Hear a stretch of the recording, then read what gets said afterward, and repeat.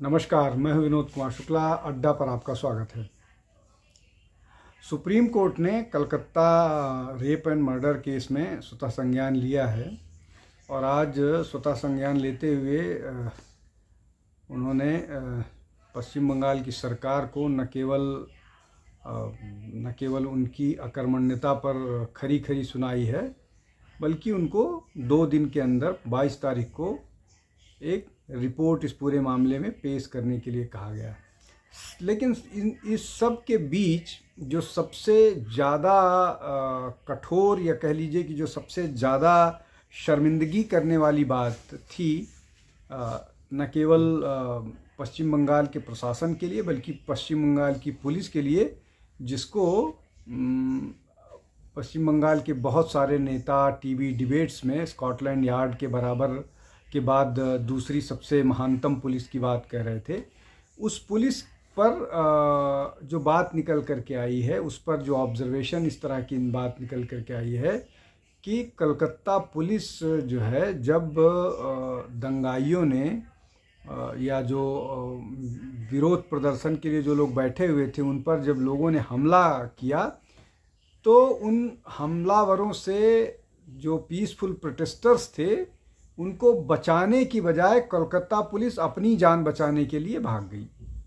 तो ये तो स्कॉटलैंड यार्ड के बाद जिस पुलिस का दूसरा नंबर है उसका हाल है कि वो जब भीड़ ने हमला किया तो सर पे पैर रख के भाग खड़े हुए। वो न उनके पास डंडा था, न उनके पास कोई हथियार थे, न उनके पास कोई तैयारी थी, न उनके पास और कोई उस पूरे व्यवस्था के बारे में पूर्व सूचना थी, न कोई उनके पास इंटेलिजेंस इनपुट्स था। ये हाल है स्कॉटलैंड, भारत की स्कॉटलैंड यार्ड का।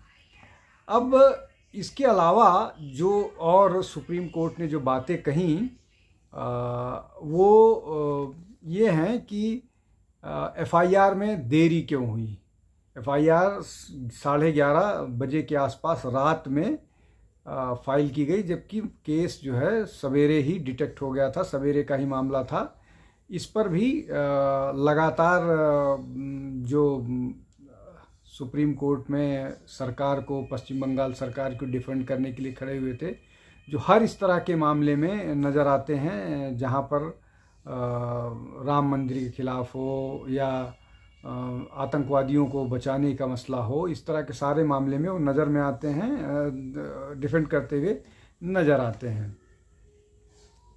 इसके अलावा सुप्रीम कोर्ट ने ये भी जानने की कोशिश की कि प्रिंसिपल ने जब हत्या को आत्महत्या बताया तो उस पर सरकार ने क्या किया, सरकार ने उस पर क्यों संज्ञान नहीं लिया। कोई आदमी बिना जांच हुए इस तरह की बात कैसे कर सकता है, कोई सुसाइड नोट था या नहीं था। तो ये पुलिसिंग वहाँ का जो प्रिंसिपल है वो पुलिस चीफ क्यों बनने लगा, कलकत्ता पुलिस कमिश्नर क्यों बनने लगा। उसके अलावा प्रिंसिपल पर एक और ऑब्जर्वेशन अदालत का था कि जब उस पर आरोप है, उस प्रिंसिपल को लेकर के बहुत सारे संदेह हैं, उसके खिलाफ विरोध प्रदर्शन चल रहा था, उसकी गतिविधियों पर संदेह किया जा रहा था, तो उसको तुरंत रिज़ाइन करने के बाद उसको अगले दूसरे कॉलेज में प्रिंसिपल क्यों बना दिया गया। उसके बाद फिर ये प्रश्न आया कि तोड़फोड़ को रोका क्यों नहीं जा सका। जब तोड़फोड़ वहाँ थी तो पुलिस क्या कर रही थी, और अगर पुलिस को लग रहा था कि ये पुलिस के बस की बात नहीं थी तो ऐसी रिपोर्ट सरकार के पास क्यों नहीं गई कि उनको और पुलिस की बंदोबस्त किया जाए या पैरामिलिट्री फोर्स की अगर ज़रूरत है तो उसका बंदोबस्त किया जाए। दूसरी तरफ पुलिस जो है वो जो लोग शांतिपूर्ण प्रदर्शन कर रहे हैं उनके खिलाफ एफआईआर कर रही है, उनको पूछताछ के लिए बुला रही है, उनको पुलिस के सामने हाजिर होने की बात कर रही है, उनके को नोटिसेस भेज रही है। उसके अलावा सबसे महत्वपूर्ण मसला ये होता है कि जो अपराध स्थल होता है उसको सील किया जाता है। ये बेसिक पुलिसिंग होती है। तो क्या पश्चिम बंगाल की जो स्कॉटलैंड यार्ड है उसको बेसिक पुलिसिंग की भी जानकारी नहीं है, या वो ये सब जानबूझ करके कर रही थी। और उसको मालूम था कि सारे मामले को ममता बनर्जी अपने हिसाब से हैंडल कर लेगी। इसके अलावा जो सबसे ज़्यादा दुर्भाग्यपूर्ण बात यह है कि पीड़िता की पहचान उजागर क्यों की गई, जबकि सुप्रीम कोर्ट का ये वर्डिक्ट है कि इस तरह के मामले में पीड़िता की पहचान को छिपा करके रखना चाहिए। अब इन सब को अगर देखा जाए तो इन सब के बाद पहले दिन से ही जो तृणमूल कांग्रेस है या पश्चिम बंगाल की सरकार है वो ये कह रही है कि इस मामले को पॉलिटिसाइज ना किया जाए, और यहाँ तक कि जब मामला पश्चिम बंगाल पुलिस के पास था तो ममता बनर्जी ने खुद कहा कि जल्दी जल्दी इन्वेस्टिगेट करो, नहीं तो मामला सीबीआई के पास चला जाएगा। फिर उन्होंने खुद ही सीबीआई को सौंप दिया, जबकि सीबीआई को एक जनरल परमिशन होता है, वो परमिशन के बाद ही सीबीआई किसी मामले में इंटरफेयर कर सकती है, और पश्चिम बंगाल सरकार ने इसको विड्रॉ कर रखा है जनरल कंसेंट को। तो लेकिन इस मामले में बहुत हड़बड़ी में सारा मामला सुप्रीम कोर्ट को दिया। हालांकि मामला तब तक अदालत में जा चुका था और अदालत ने परमिशन इस केस को सीबीआई को अपने कब्जे में लेने में कहा। अब बात ये आई कि इसका राजनीतिकरण नहीं होना चाहिए। जांच चल रही है, मामला अंडर इन्वेस्टिगेशन है, बहुत सारे सबूत जमा किए जाने हैं। उसके बाद ममता बनर्जी जो प्रदेश की मुख्यमंत्री हैं वो ये कह रही हैं कि ये जो है राम और बाम का किया धरा है। तो पॉलिटिक्स तो आपने शुरू कर दी, राम और बाम का किया धरा है। आपने सबसे बड़ी बात यह है कि आपने एक विवादास्पद बात कही, इसमें राम का नाम लिया। चूँकि हिंदू सहिष्णु है, वो कुछ नहीं बोलता है इस तरह की बातें, उसके जो पूजनीय लोग हैं या उनके जो आराध्य लोग हैं उनके बारे में बोला जाता रहता है। और आप खुद एक प्रैक्टिसिंग हिंदू हो करके इस तरह की बात उन्होंने की, जिसकी आलोचना हुई, लेकिन उस आलोचना से उनको कोई फ़र्क नहीं पड़ता है। वो उन्होंने पूरे पश्चिम बंगाल के बारे में एक ये भ्रम फैला रखा है कि पश्चिम बंगाल के लोग देवी उपासक होते हैं, उनको राम से कोई लेना देना नहीं है। लेकिन मैं हमेशा से कहता रहा हूँ कि पश्चिम बंगाल के एक सेलिब्रेटेड सेंट रामकृष्ण मिशन के संस्थापक, उनका नाम गदोधर चट्टोपाध्याय था, और उन्होंने रामकृष्ण मिशन की स्थापना की थी। खैर, अब राजनीतिकरण नहीं हो रहा है, इसमें सारे लोग बोल रहे हैं, इसमें कांग्रेस के लोग बोल रहे हैं।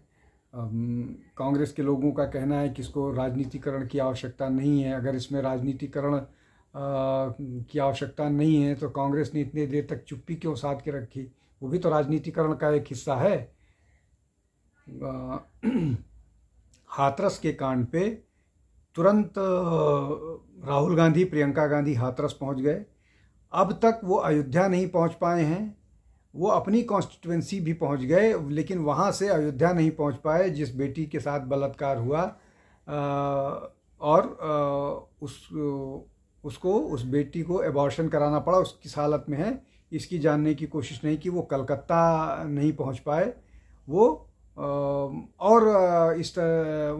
पश्चिम बंगाल, वो कर्नाटक नहीं पहुंच पाते हैं, वो तेलंगाना इस तरह की घटनाओं में नहीं पहुंच पाते हैं, वो पश्चिम बंगाल भी नहीं पहुंच पाए हैं। तो राजनीतिक करण कौन कर रहा है, इस मामले को समझने की ज़रूरत है। ऐसे ही आरजेडी इस तरह की बात बोल रही है। इस आरजेडी के अलावा और भी जितने विपक्षी दल हैं वो बोल रही हैं।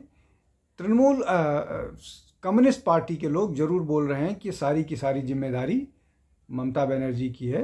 वो भी पॉलिटिक्स की बात कर रहे हैं, इसलिए कि अब मामला यहाँ पर वो अपनी बात कहना चाह रहे हैं, और यहाँ पर उनकी लड़ाई है, और उनका अलायंस नहीं था तृणमूल कांग्रेस के साथ।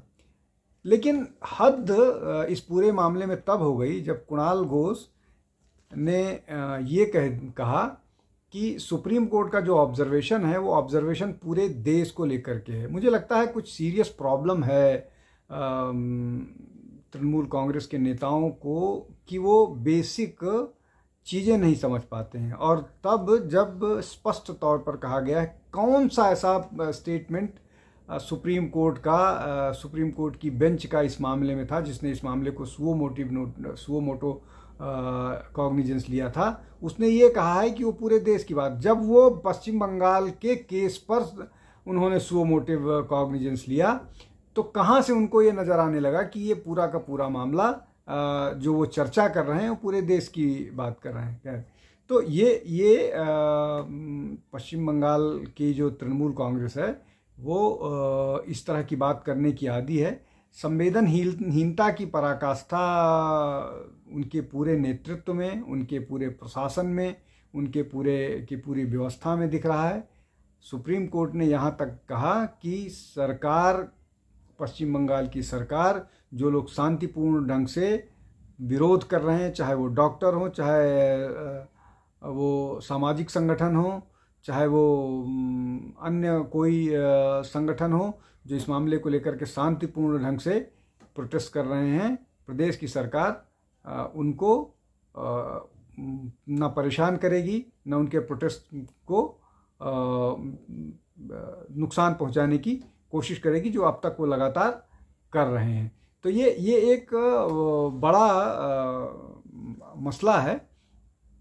अब ये सारी जो बातें हुई, सुप्रीम कोर्ट ने आज जो बात कही, या इसका राजनीतिकरण ना होने दे, इन सब मामलों पर लगातार अब तक जो पश्चिम बंगाल की सरकार है वो इस मामले को अपने ढंग से मैनिपुलेट कर रही थी।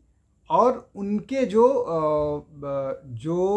वुमेन एम्पावरमेंट के झंडा बरदार रहे हैं, विशेष रूप से अगर आप लोकसभा सांसद महुआ मोइत्रा की बात करें, या जो अभी पत्रकार जो हैं वो राज्यसभा में जिनको भेजा गया है, ये उनकी बात करें, ये दोनों लोगों ने इस मामले में न केवल चुप्पी साध करके रखी, बल्कि लंबे समय से, सागरिका घोष की मैं बात कर रहा हूँ, तो लंबे समय से ये लोग इस मामले में बात करने से बचते रहे हैं और वॉट अबाउटरी कर रहे हैं।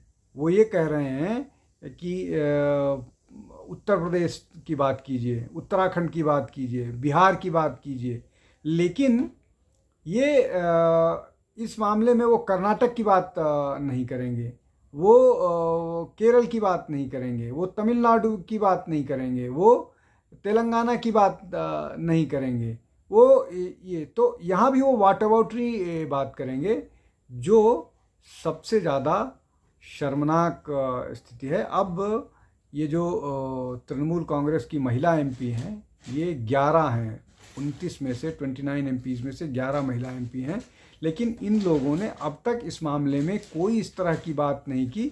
और जिस राज्यसभा एमपी ने, तृणमूल के एक राज्यसभा एमपी ने जब ये बोला कि सीबीआई को सीबीआई को बुला करके उस जो आरजी कार कॉलेज का प्रिंसिपल है, पूर्व प्रधानाचार्य, उसको और कलकत्ता पुलिस कमिश्नर को बुला करके पूछताछ करनी चाहिए, तो उसी लोकसभा राज्यसभा सांसद को पुलिस ने सम्मन कर दिया।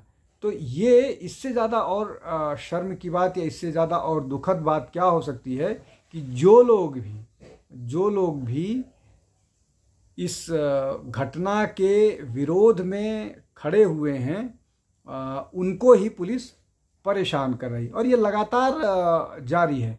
बेसिकली अब जो अगला कदम होने वाला है, वो अगला कदम तृणमूल कांग्रेस का, ममता बनर्जी का या पश्चिम बंगाल की सरकार का ये होने वाला है कि सीबीआई इस पूरे मामले में कुछ भी करने में असफल रही है, और सीबीआई इस पूरे मामले को दबा रही है। 1 हफ्ते में फांसी देने की बात कर रही है। क्या संदेश खाली के मामले का इन्वेस्टिगेशन पूरा हो गया और किसको किसको फांसी लग गई, क्या ममता बनर्जी की सरकार इसको बताएगी? तो ये जो सेलेक्टिव एजेंडा चल रहा है, और जैसा मैंने कहा कि सीबीआई को अब सीबीआई पर इसका दोषारोपण होगा और फिर एक बार बांग्ला सेंटीमेंट उभारा जाएगा राजनीति के लिए, जो ममता बनर्जी का सबसे पेट पॉलिटिकल स्टंट है। लेकिन जिस तरह की सूचनाएं पश्चिम बंगाल से आ रही हैं, इस बार लोगों की नाराजगी बहुत ज़्यादा है और लगातार विरोध प्रदर्शन जारी है। आज के लिए बस इतना ही। आप हमारे चैनल पर आइए, अड्डा में जुड़िए, लोगों को ले आइए, हमारे वीडियो शेयर कीजिए, ज़्यादा से ज़्यादा लोगों तक हमारे पहुंचने में मदद कीजिए, जिससे हम आपके पास और बहुत बेहतर वीडियो लेकर के आ सकें। बहुत बहुत धन्यवाद। नमस्कार।